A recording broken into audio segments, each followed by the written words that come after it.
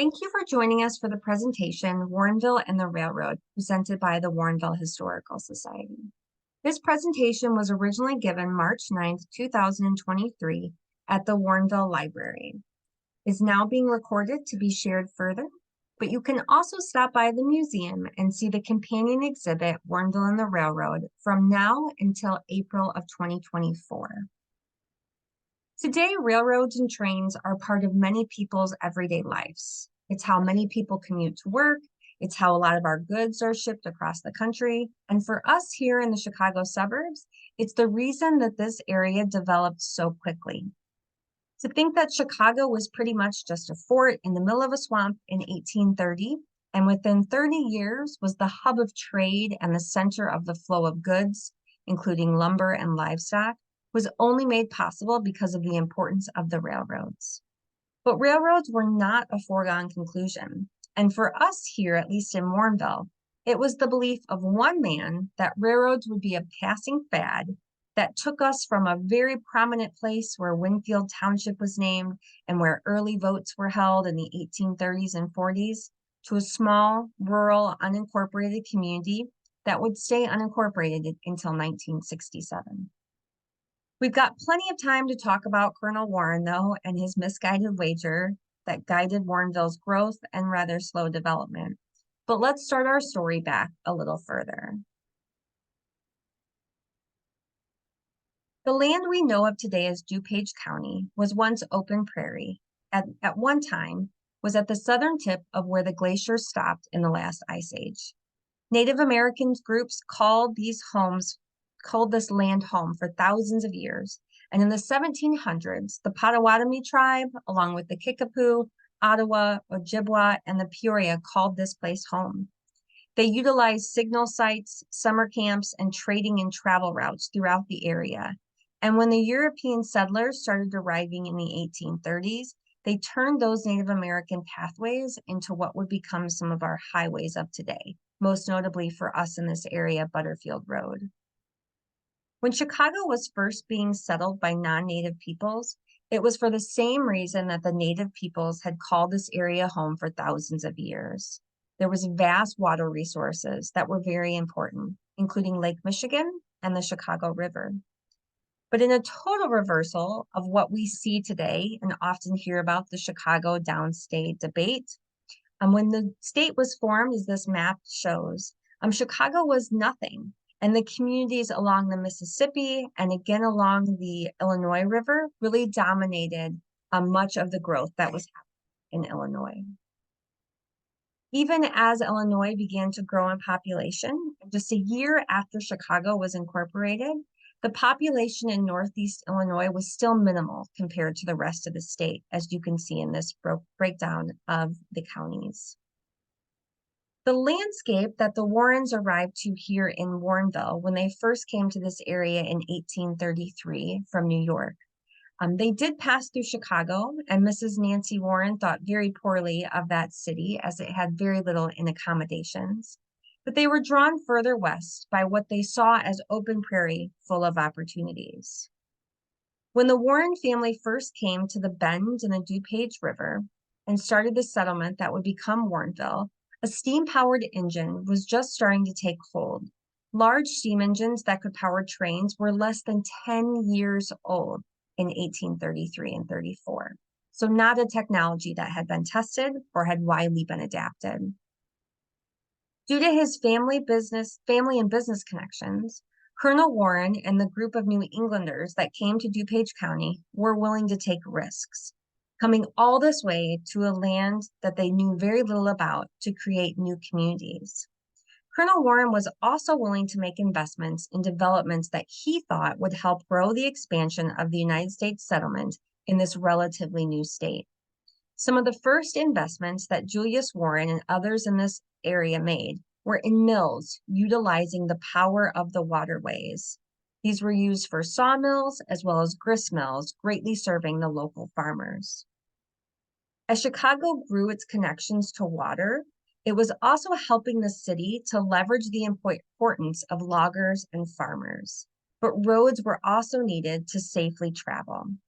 The travel of people and communication also became important, and the growing communities quickly turned their attention to what travel and transportation would be like, especially in areas unconnected to Chicago by waterways. But as roads were being plotted, new rivalries were growing as competition for pathways were taking shape. We may know that familiar story still today in Illinois of politicking to make sure we are best connected in our own communities. Today, we don't think about Warrenville competing with Naperville very much, but in 1834, the struggle was brewing for dominance in southern DuPage. A big decision that needed to be made about what transportation would look like in southern DuPage and whose town these new transportation ways would run through. Cook County had grand plans for a canal to be built that would connect Chicago to the Illinois River and then on to the Mississippi. But the path would run south, so DuPage began jockeying for power and also for their own county to gain more representation. It's no surprise that Julius Warren and Captain Napier would go head to head. Although they would both want to establish a new county, they both wanted to ensure that there was community support within their community to be the center of power. Now that DuPage was incorporated and had its own representation, the Colonel's Tavern, as pictured here throughout history, became the city and the center of DuPage politics, although we don't necessarily think of that today. Warrenville Whigs were left in a struggle against Naperville's Democrats. Warrenville men won early elections and gained a lot of power in the newly established DuPage County in the late 1830s and early 1840s. But Naperville's preemption house took center stage over the Warrenville Tavern eventually. Warrenville was more central and should have probably won that debate, but Naperville was much more organized in political ways. And actually, Warrenville abolitionists hurt the standing of Warrenville, as in the early 1840s, no one was ready to truly challenge slavery on a larger scale, let alone at the state or national level. In 1839, road applications were put forth throughout DuPage County, and road districts were defined. But because DuPage was divided between Warrenville and Naperville, and all the jockeying that went into state politics left DuPage weak, while a united Will County was stronger. Julius Warren backed Chicago's Wentworth, but to detriment of DuPage, as Julius Warren did what he could when he was also elected to serve as a state representative in 1844 to really boost Warrenville. But by then, running as a Democrat, as Colonel Warren did, he didn't even have full support of his local Warrenville contingent. Many of the Warrenville landowners were part of the Liberty Party and were strict abolitionists. And as I had mentioned, that was something that was not widely popular. Colonel Warren's uncle didn't even vote for his own nephew in that election. But Julius Warren did what he could and voted in favor to bring the Aurora and Chicago Plank Road through this area, but found that funding was being shifted by that time to the new proposed canal. By this time, the bill passed for the canal to be built, but didn't have as much funding as it needed. Discussion of how transportation would develop heated up during the Spanish-American War. More people meant a larger demand in this area for new ways to travel and for also ways to transport goods. Colonel Warren, again though, hedged his bets and thought that investment in a plank road would be popular. He knew that as Illinois was growing, as we see from this map, that there must be better ways. He thought the plank road was the way to do it. Plank roads were very popular in Canada and Russia and had a pretty revolutionary development and allowed for travel to be much safer throughout the area. Warrenville was thriving, and as many noted, the utmost importance to the life of a village was that the newly representation found here would also ensure that stagecoach stops were built. Colonel Warren built one such stagecoach there in the tavern and thought that that was the place that routes then would have to run through Warrenville. It made perfect sense that these plank roads would be the answer. Well, it made perfect sense to Colonel Warren. In Chicago, however, railroads were quickly becoming king. Canals before that, Chicago knew that water would be very important. Here you can see some images as well of some of the plank roads. Although in Illinois, many thought that these would be something that would be important, in our ground that wasn't frozen, like in Canada and Russia, these quickly washed away, and plank roads ended up not being as advantageous as has once thought. As the canal development started to be booming and getting a lot more attraction, especially with financing, the stockyards and the lumber yards became greatly important in Chicago. When the canal opened and first connected Illinois, further shifting the importance of Chicago as this vital hub, it was very, very important that these waterways were open. But there was a challenger on the horizon in the railroads, even to the powerful canal. Here you can see one of the original stock certificates for the Illinois and Michigan Canal. The canal also ran south of DuPage County, just cutting through the very southern tip, so also left those in DuPage further unconnected. The competition, though, as I mentioned, was soon quickly behind. And in 1848, William Ogden began his campaign to move railroads west. And he even traveled along the route that is outlined here in white to propose and convince people himself that railroads were the place to be, and that that was the way that it would be best advantageous for these communities to further develop. He, of course, also was selling stock along the way, and promising anyone a huge windfall. But DuPage County was very reluctant, especially southern DuPage. Naperville at that time was holding the majority of the power, having wrangled it away from Colonel Warren and Warrenville. But Warrenville sided with Naperville and stated that the railroad shouldn't come through DuPage.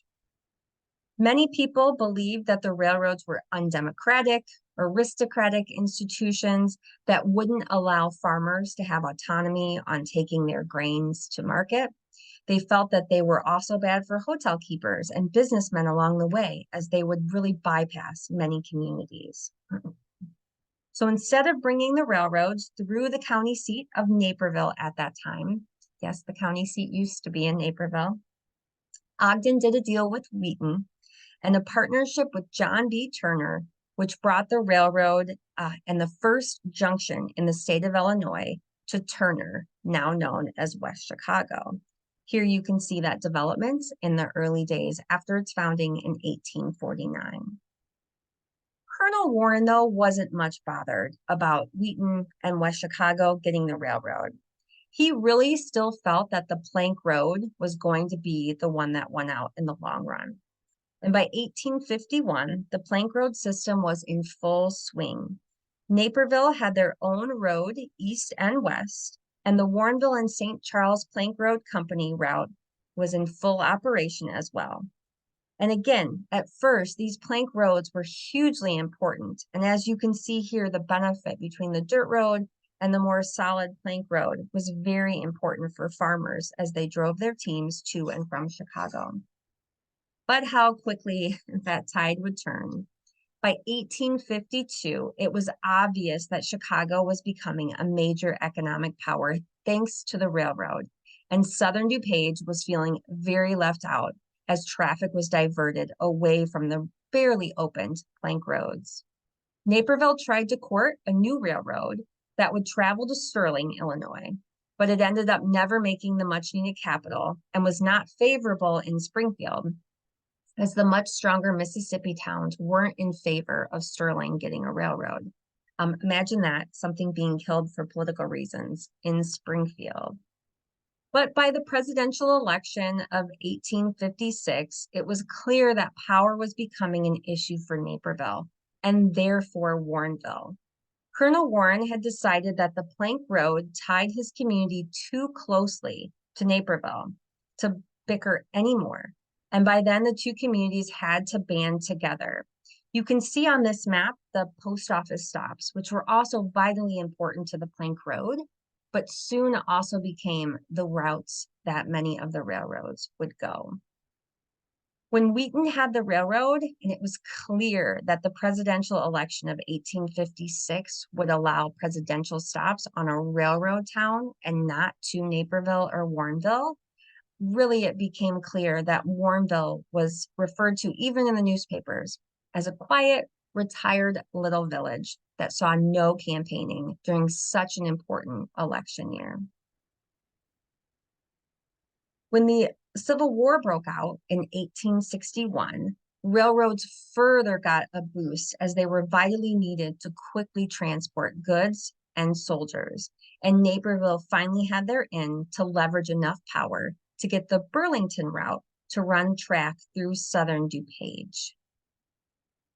DuPage was now set with two important east-west railroads leading out of Chicago, and neither were going through Warrenville. Warrenville was cut just to the south of what was then the Chicago and Northwestern line that ran through Wheaton, Winfield, and West Chicago, and just to the north of the Burlington line that by that time was routed through Naperville into Chicago. Colonel Warren, however, knew that perhaps following the Civil War, maybe railroads would be important, and he did make a play for another railroad in 1873. An area newspaper reported that it was told that a surveying party of the Chicago, Millington, and Western Railroad Company was heading out to Warrenville on its way to Aurora. A meeting was even held here in Warrenville at the Baptist Church to garner support for us finally getting a railroad. The news reported that even old fogies, and that's in quotes in the newspaper, were in favor of the railroad by that time. But the dreams were short-lived, and within a week, doubt was cast that a railroad would actually come to Warrenville. A trial was done, and narrow gauge was actually even laid, and a bed was partially laid down as well, just north of where the museum is, in the old Downey property that's now Forest Preserve property. But the economic panic of 1873 quickly made the hope of a railroad getting actual funding through Warrenville just a passing dream, and Warrenville's hopes for a railroad were crushed. Although we didn't have a railroad, in the late 1800s, industry was still very strong in Warrenville. This is a picture along the West Branch there of the DuPage River that shows the mill on the far left side, as well as the tannery. Warrenville felt they were content as it had successful stores, two blacksmiths, a wagon maker, a hotel, a carpenter, stonemasons, the tannery, and the mill all along the river. It felt that it was very self-sufficient and the perfect size for the community. There was some more excitement, though, in the late 1880s when another railroad and their group of surveyors came out to the area, stopping in Warrenville. But that soon the excitement again disappeared when the EJ&E, the Elgin, Joliet, and Eastern, now the Canadian National Outer Belt route around Chicago, was surveyed, and it was decided that it would go 2 miles west of the Warrenville boundary. This gave birth to the community of Warrenhurst, which we sometimes see that Warrenhurst on old maps listed. But that was really just what that train station and that pass through by of the EJ&E to the west at that time of the Warrenville city limits. Modernity, however, was slowly creeping into Warrenville with or without a railroad, and the phone companies were courting the community. Theodore Manning was racing horses on his estate on the east end of town, and baseball was taking the grip of the community with a wild rivalry between Warrenville and Wheaton.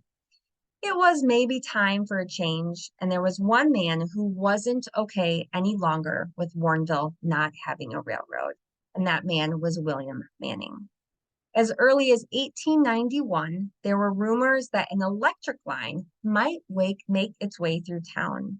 William Manning became the biggest landowner in town, replacing Colonel Warren after his death, and Manning had big plans for expansion.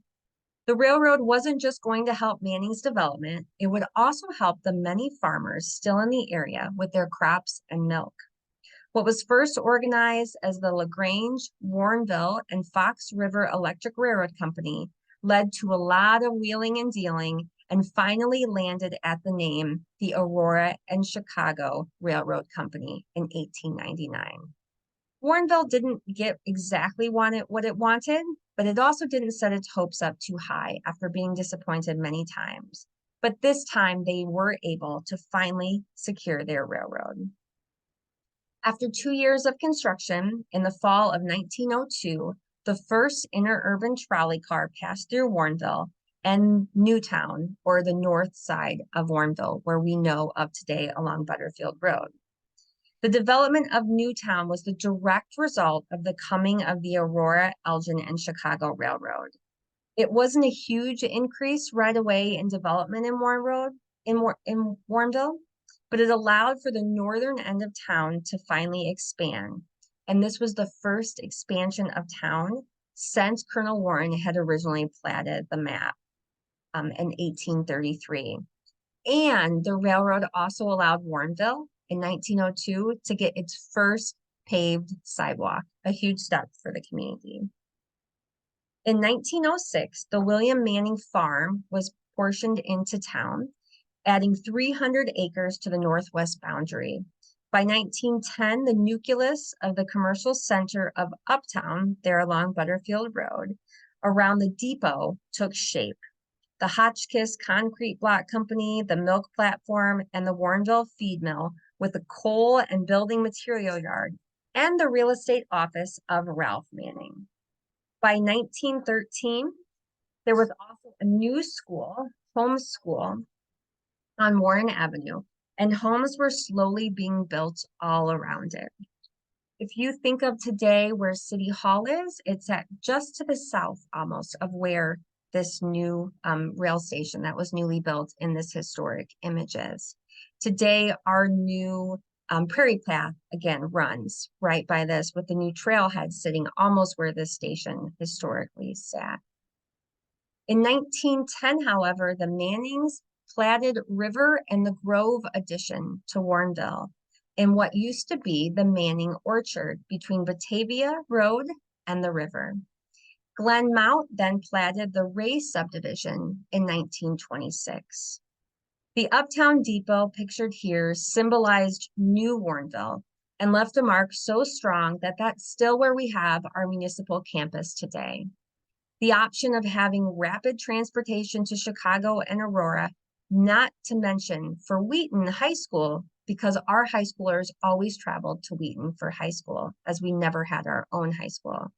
This allowed for growth as more people could move to Warrenville, knowing that they could commute out easier in an era when people often didn't have cars, or maybe their family only had one car. As Leon Schmidt, our late city historian, mentioned in her book In and Around Warrenville, with the introduction of the interurban rail line, one could work in Chicago, shop in Aurora, send their children to high school in Wheaton, visit a friend in Lombard, and then return to what was often referred to as the garden spot of the world, right here in Warrenville. The train also brought outside newspapers in 1903, and from 1905 to 1953, the passenger train also carried small parcels, which was a huge boon for businessmen with emergency deliveries to make. And in 1905, the milk train brought an additional economic avenue with an easy route to Chicago's milk market. The train also employed many locals here in Warrenville, and on the train line, serving the needed business and construction needs that popped up. Tickets for students were also, again, very popular, as that's how our high school students got to high school in Wheaton. In the early days, so many people actually cut up to the station through a muddy field. That was actually how Warren Avenue was created, especially many of the high school students heading up to the train to get to school. The Warrenville station was one of several rotary converter substations where 25 cycle power generated at the electric line's own plant in Batavia were then cycled down through the substations, including Warrenville's substation. Our substation ran the electricity until 1927, and at that point in time, the station was remodeled into an up-to-date ticket office and waiting room. Although it never brought a huge amount of growth to Warrenville, just through the railroad itself, the train line did serve those already here and brought in a few new people. The Mannings built their new home on Big Woods Road, now as we call Warrenville Road, and called it Shady Side Manor. It became fashionable in the highly new class of commuter rail communities for residents to name their homes. The Burnsons had Locust Grove, the Hoys had Mount View, and William Ray's home became Pleasant Hill on Winfield Road. The train seemed to be putting Warrenville on the map, and before long, the first car was seen on the roads as well.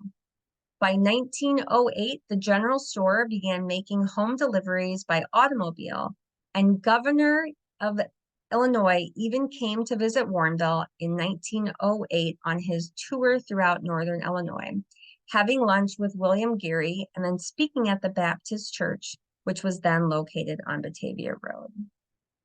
Prior to the remodel of the Warrenville Depot, there sat a small frame building in what is today the bank's parking lot, where Margaret Horton sold tickets. Her ticket booth also served as the post office, as she was deemed to work both jobs, which she proudly did until her death in 1935. By that time, the uptown area was very built up, and many farmers had sold out to developers. The bank building had been built, which was also housed at that time Mount's Real Estate and the insurance office. In 1935, Mrs. Olive Gilbert took over the ticket agency.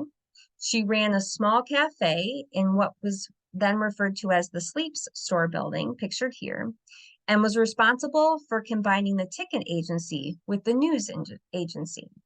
Within 4 years, she sold her store to Mrs. Tilly Pedersek, whose sister Mary Hospodsky moved out from Chicago to help with the busy workplace. By 1945, the ticket office was the hub of the community. It was open every day from 6 a.m. till 9 p.m. with the constant flow of people's traffic, news, and gossip. When one of the sisters, Mary, who then became Mary Mack, she actually met her husband, Lloyd Mack, at the ticket agency. After a time, Ed Ruzicka from the Village Drugstore took over the news agency and the ticket office as well. He soon opened an annex, or the first clubhouse room for local teens in the old depot. Following World War II, however, it was clear that the Chicago, Aurora, and Elgin would struggle. First, the expressway construction that we know of today as Interstate 88 forced the CA&E to reroute its tracks, but it couldn't afford to do so. So the train line came up with a temporary and ultimately unsustainable alternative route to provide transit service to the loop. Despite these efforts, and that CA&E was hemorrhaging millions of dollars every year as more and more people took their own cars and failed to still commute by rail. The CA&E petitioned the Illinois Commerce Commission to let it suspend passenger service, but many communities, including Warrenville, fought to maintain the line. It was of vital importance to our uptown area. However, the fight ended in 1957 at noon on July 3rd. A judge had revoked the injunction, and it allowed the company to go out of business. CA&E officials immediately called their station operators to cease all passenger service. So if you had taken the train into Chicago for work or taken the train to travel and meet with friends the day before the 4th of July, you were left to find a different route home. In the 1960s, long after the demise of the CA&E, not long after the demise of the CA&E, Morton Arboretum naturalists, Mary T. Watts, and others petitioned communities to convert their abandoned track pathways into public multi-use trails. If the map of the CA&E line looks familiar, that is because many of us see it in this form today as the Illinois Prairie Path, the 62-mile-long first rails to trails development in the United States. 64 years later, we look back at what Warrenville appears to be because of the CA&E, and it's still very visible.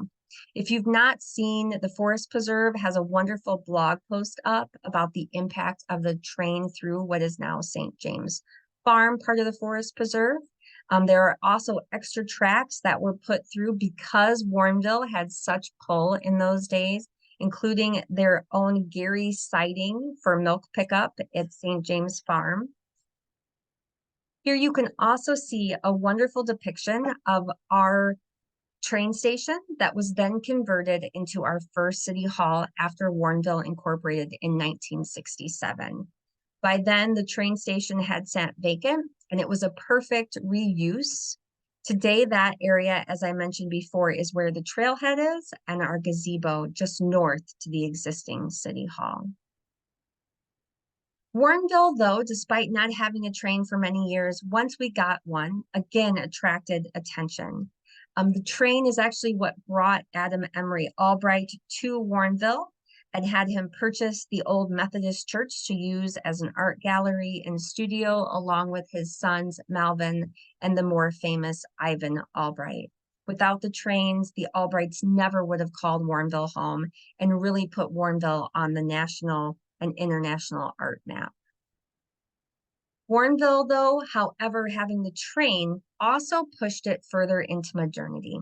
When Warrenville was first founded as a community in 1833 and then lost the right to the train, Warrenville stayed relatively small, and many of its community members liked that. That was why they moved here. That was why they stayed here and encouraged friends to move to such a oasis amongst the growing suburban landscape. But Warrenville was eventually forced to incorporate in 1967 after it continued to lose more and more land due to development and the threat of those neighboring communities coming in. But it wasn't without a fight. It took 8 petitions to finally get us to incorporate. But many people felt that Warrenville character was very important. And that character really was able to maintain for so long because of Colonel Julius Warren's decision to not have the railroad come through Warrenville in the 1840s. If he had made that decision, could Warrenville have stayed such a small town community for so long?